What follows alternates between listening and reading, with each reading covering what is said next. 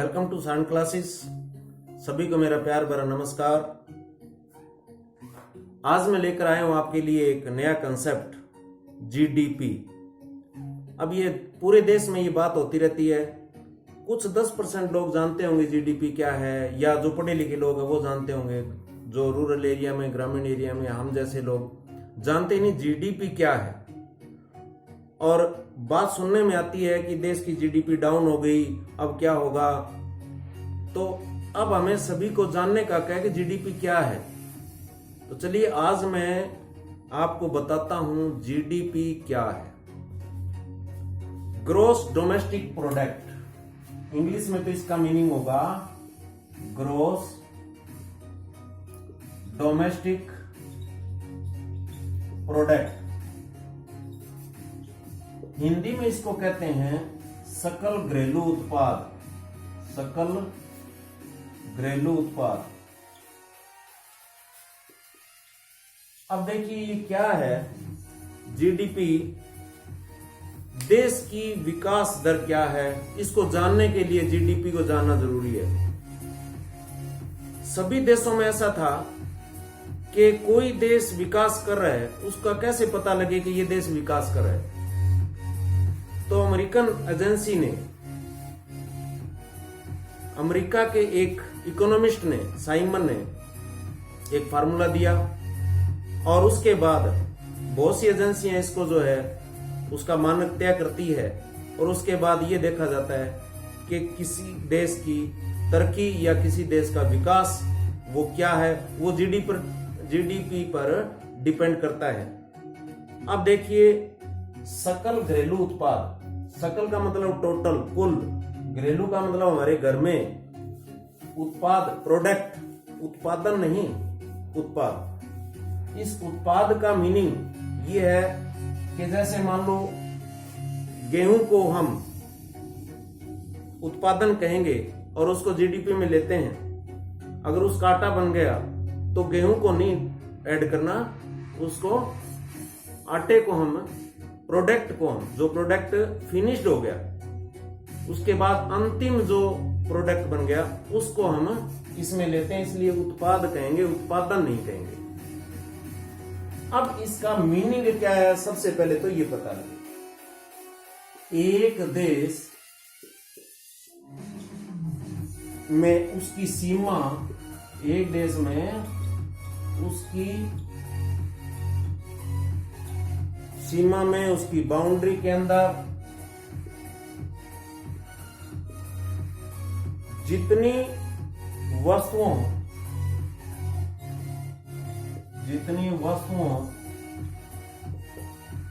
और सेवाओं,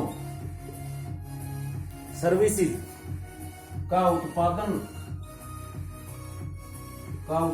किया जाता है,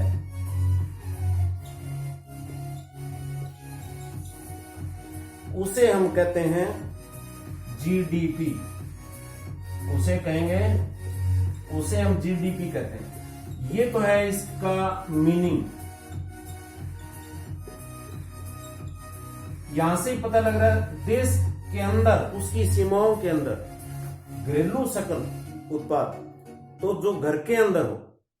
अब मान लो कोई विदेश से हमारा कोई सामान आ रहा है तो वो पैसा तो विदेश को जा रहा है ना, वो जीडीपी में नहीं आता, बल्कि हम यहां जो पैदा कर रहे हैं वो जीडीपी में आता है। अब मान लेते हैं, एक छोटा सा एग्जांपल लेता हूं।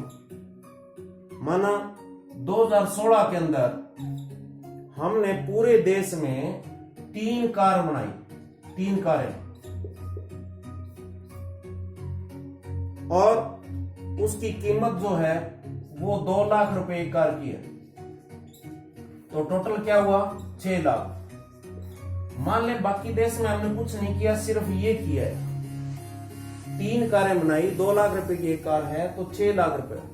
ये टोटल जो हमने किया, प्रोडक्ट किया, ये जीडीपी है देश की, 6 लाख रुपए 2016, और हमने कुछ नहीं किया, ये मान लें। अब देखिए 2017 के अंदर हमने क्या किया, 2 कारें बनाई, एक विदेशी कंपनी थी वो चली गई, हमारे पास 2 ही कारें हम बना पाए, लेकिन कीमतें बढ़ गई। अब कार की कीमत 3 लाख रुपए होगी, तो 6 लाख रुपया जीडीपी हुई। अब आप देखें, इस एग्जाम्पल से अच्छी तरह समझेंगे कि जीडीपी क्या है। 3 कारें बनाई 2 लाख रुपए के हिसाब से, तो 6 लाख हमारे देश की जीडीपी हो गई। फिर हमने 2 कारें बनाई, लेकिन अब कीमत 3 लाख है, तो उतना ही हुआ ना। अब आप क्या कहेंगे, जीडीपी नीचे गिरी है या जीडीपी वही है, इसको क्या कहेंगे? तो जीडीपी 2 तरह से देखी जाती है। एक तो क्या है, रियल, एक नॉमिनल। ये रियल जीडीपी है और ये नॉमिनल जीडीपी है। देखो इसमें क्या फर्क है, यहां हमने उत्पादन कम किया है, प्रोडक्शन कम हुआ है हमारा, महंगाई हुई है ये, इसमें प्लस महंगाई हो गई यहां। तो जहां महंगाई इंक्लूड हो जाती है, महंगाई आ गई, तो हमारा जीडीपी जो है वो रियल में नहीं है। अब ये जीडीपी रियल में नहीं है, इसको नॉमिनल जीडीपी कहते हैं। यहां हमारी जीडीपी जो है वो डाउन मानी जाती है कि हमने इसको प्रोडक्शन को कम करते हुए कॉस्ट को वहां लिया है, तो हमारी इसमें महंगाई इंक्लूड हुई है या महंगाई बढ़ रही है, जीडीपी यहां घटेगी। तो इसको कैसे मतलब हम इंक्लूड करेंगे, किस तरह से समझेंगे इसको? देखो जीडीपी जो है, इसमें एक अमेरिकन कंपनी है सीएसओ। जो सीएसओ कंपनी है वो, ये सेंट्रल जो कंपनी है, इसका एक ऑफिस है अमेरिका के अंदर, वो पूरे देशों का जो भी जहां कीमत होती है, अब कौन कीमत बताएगा कि कार की 2 लाख की कीमत है या कार की 3 लाख कीमत है?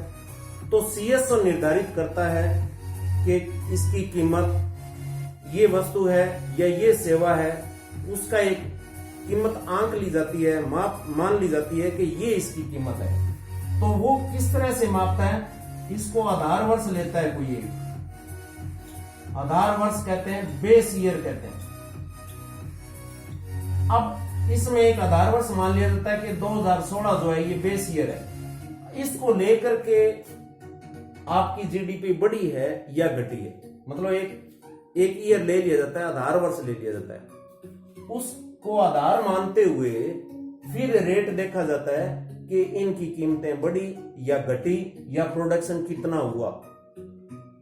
इस चीज को देखते हुए फिर जो है ना जीडीपी को बनाया जाता है। अब मैं बात करूंगा कि सीएसओ क्या करता है। देखिए जो सीएसओ एजेंसी है उसका काम है एक तो सूची बनाना, क्या क्या चीजें इसमें जीडीपी में हमने लेनी है उसकी सूची बनाना, फिर उसकी कीमत यानी कि प्राइस देखना, ठीक है ना, लिस्ट बनाना, प्राइस देखना, और उसके बाद ये बेस ईयर को मानते हुए, बेस ईयर यानी आधार वर्ष को लेते हुए कीमत तय करना, लेते हुए प्राइस जो है वो तय करना। अब आप ये तो समझ गए कि सभी देशों ने ये फैसला किया कि सीएसओ तय करेगा किस देश की जीडीपी क्या है। अब किसी देश की जीडीपी को देखने के लिए क्या तरीके हैं, हमारे देश में क्या तरीके हैं, उसमें इसके जीडीपी के घटक हैं, जीडीपी के घटक कहूंगा मैं यहां, इसके 3 घटक हैं। क्या? एक तो होता है प्राथमिक, प्राइमरी, दूसरा द्वितीयक, और तीसरा है तृतीयक। बड़ा सिंपल है, प्राइमरी, द्वितीयक, तृतीयक। अब प्राइमरी में लिया जाता है कृषि संबंधी उत्पाद, कृषि संबंधी, और द्वितीयक में लिया जाता है उद्योग, उद्योग से संबंधित, और तृतीयक में आ जाता है सेवाएं। तो देखिए ये बड़ा सिंपल है कि कृषि संबंधी है वो हम इसमें प्राथमिक में ले लेंगे, तीनों को ऐड कर देंगे तो हमारा क्या हो जाएगा, जीडीपी बन जाएगी। तीनों को ऐड कर देंगे तो जीडीपी बन जाएगी।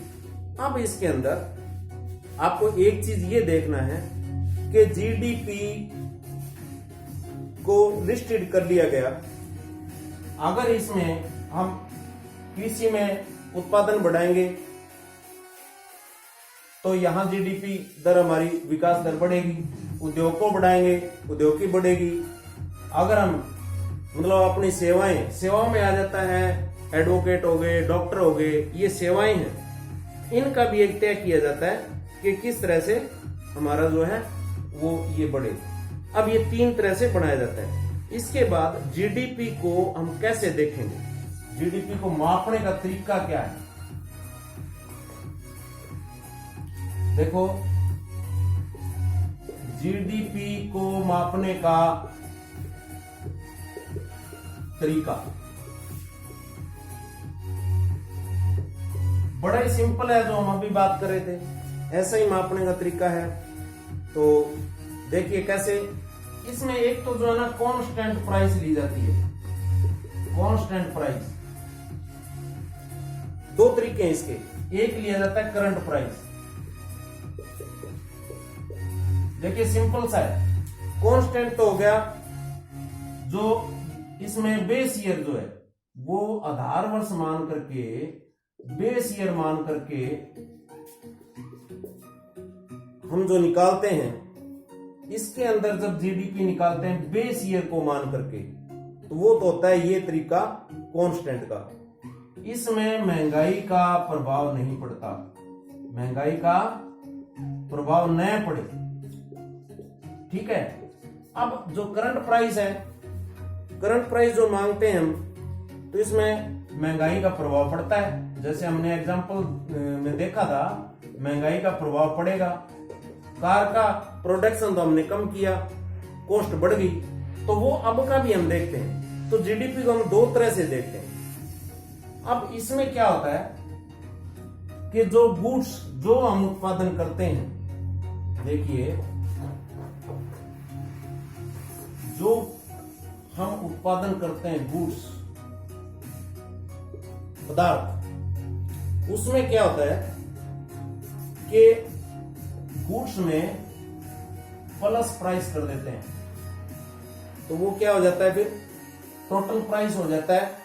ये कांस्टेंट प्राइस के अंदर निकालते हैं। अब इसके अंदर क्या चीजें लेते हैं आप, एक तो व्यापारिक निवेश,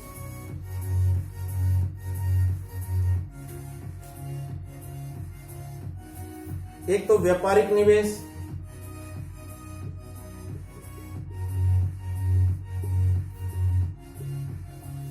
कोई व्यापार करता है उसमें निवेश करना।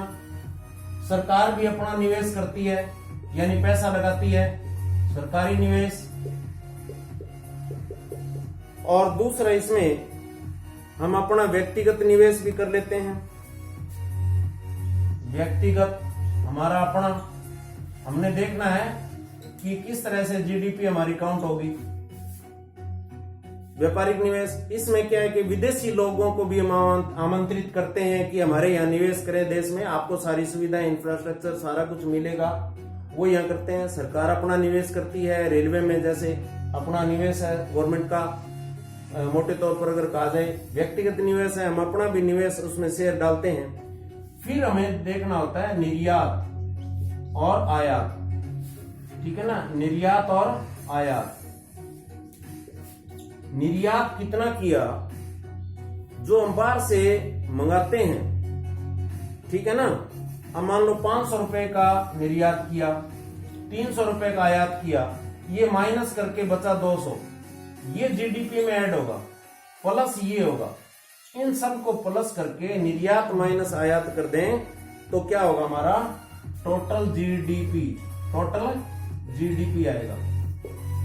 तो ये है मापने का तरीका। अब मैं आपको बताता हूं कि जैसे हमारे दिमाग में ये आता है कि हमारी जीडीपी कितनी थी, कम कैसे हो गई, इस चीज को लेकर के हम परेशान होते हैं, या हमें कोई कह दिया जाता है, किसी भी तरह से कोई कह देता है तो जीडीपी कैसे, मतलब ये था कि 2019 में भारत में जीडीपी कितनी थी, 2019 में भारत की जीडीपी कितनी थी, तो उस टाइम या ये कह दिया जाता है कि पिछले 6 सालों में जीडीपी जो है ना न्यूनतम स्तर पर पहुंच गई। तो देखिए इसमें ना फाइनेंशियल ईयर लिया जाता है, फाइनेंशियल ईयर लिया जाता है। तो फाइनेंशियल ईयर में क्या होता है, वित्तीय वर्ष कहते हैं हम, वित्तीय वर्ष, ठीक है ना। देखिए वित्तीय वर्ष हम कह देते हैं, इसमें लिया जाता है जैसे 1 अप्रैल से लेकर के 31 मार्च तक, किसी भी साल का 1 अप्रैल से लेकर 31, जैसे 2018-19 ये वित्तीय वर्ष था, 2019-20 ये वित्तीय वर्ष है। तो इसमें क्या होता है ना कि हर तिमाही का, हमारे देश में हम हर तिमाही को देखते हैं, यानी साल के अंदर 4 तिमाही हो गई, 4 तिमाही, 3-3 महीने का हो गया।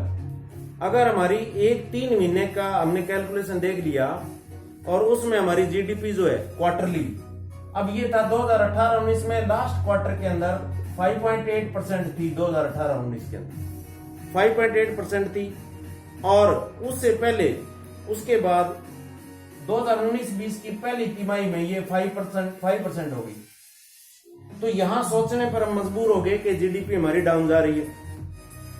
तो फिर हम क्या करें, इसको बढ़ाने के लिए बहुत सी योजनाएं सरकार लेके आती है, फिर आनंद फानंद में जल्दी में ये योजनाएं लेके आती है ताकि जीडीपी को बढ़ाया जाए। हर 3 महीने बाद गवर्नमेंट इस चीज को देखती है। अगर एक तिमाही खराब हो गई तो अगली तिमाही में मेहनत करेंगे और सुधार करेंगे और योजनाएं लागू करेंगे, इस तरह से जीडीपी को बढ़ाया जाता है। अब देखिए, अगर ये तो बात थी कि हमारी जीडीपी डाउन गई, अब इसके कारण क्या थे, जीडीपी के कारण गिरने के, जीडीपी के गिरने के कारण, अब देखिए एक कारण नोटबंदी हम कह सकते हैं, ठीक है ना, नोटबंदी। दूसरा हम ये कहें कि अभी जैसे कोरोना था, सब कुछ बंद हो गया, कोरोना के अंदर अब भी बंद पड़ा है, तो सब कुछ जब उद्योग बंद हो गए, सेवाएं बंद हो गई, सब कुछ बंद हो गया, तो जीडीपी हमारी कहां चली गई, माइनस में। ये पूरी दुनिया में ऐसा हुआ, इसको लेकर के परेशानी हुई।